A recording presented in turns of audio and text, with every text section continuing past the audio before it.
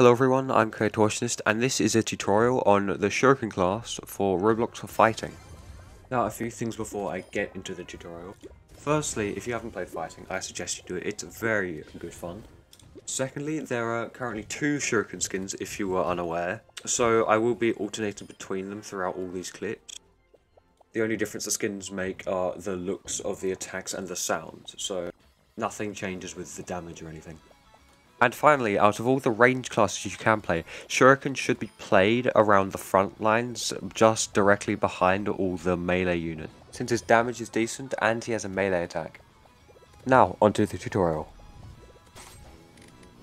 So, obviously when you first spawn in, you're going to have your 5 attacks. You're going to have your mouse 1, mouse 2, Q, E, and your finisher.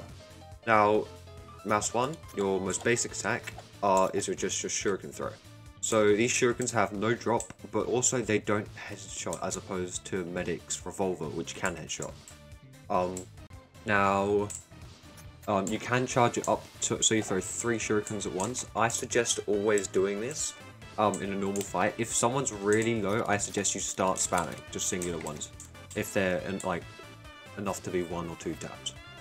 Now M2, your right click. This is not like a really fast Shuriken or anything, this is just a stab. So, this stab does 15 damage base, like on the front of an enemy, and on the back in just 25. So backstabs are a thing, and they're very useful, especially when flanking. Next is probably the most overpowered ability that Shuriken has, and everyone's favourite. It's the grapple. So this grapples onto landscapes, like this, right? As opposed to Katana's grapple, which only grapples onto your enemies. So, this grapple allows you to stick to walls for a period of time, and you can also throw shurikens whilst stuck to those walls.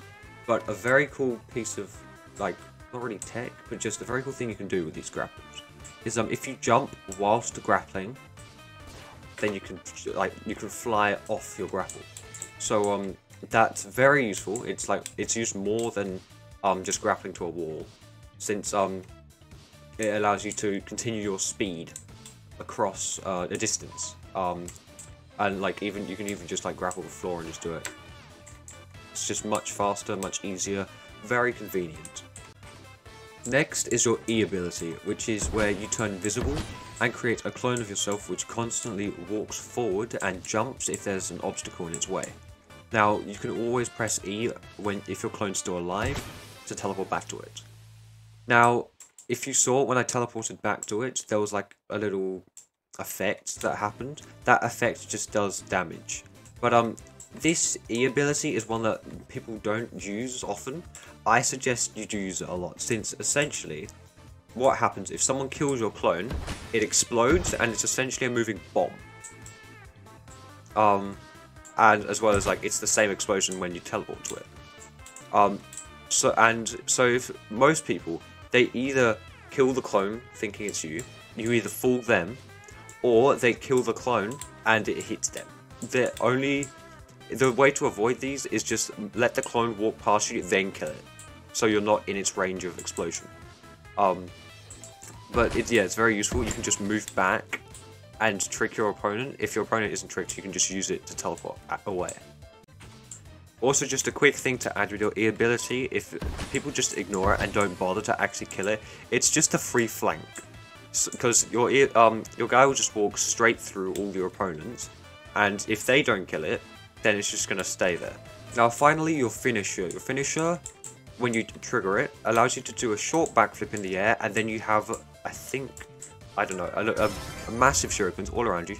Like 6 or 7 massive shurikens, and they fire towards wherever your mouse is pointed. Now this is extremely good for DPS. So if someone's medium health, all you have to do is just activate your finisher away from them, so you're out of their sight. Jump in, start attacking them with mouse 1 whilst the shurikens attack. So now the damages of all the attacks. First we have the basic attack, which always constantly does 8, doesn't matter how many shurikens you have, it always does 8 damage. So if you charge up to 3, you always do 24 damage, and very good for draining someone's health. Now obviously your Q does nothing, it just grapples onto your enemies and you go straight past them. But surprisingly, your E does different damage, depending on whether you teleport to your clone or whether your opponent destroys your clone.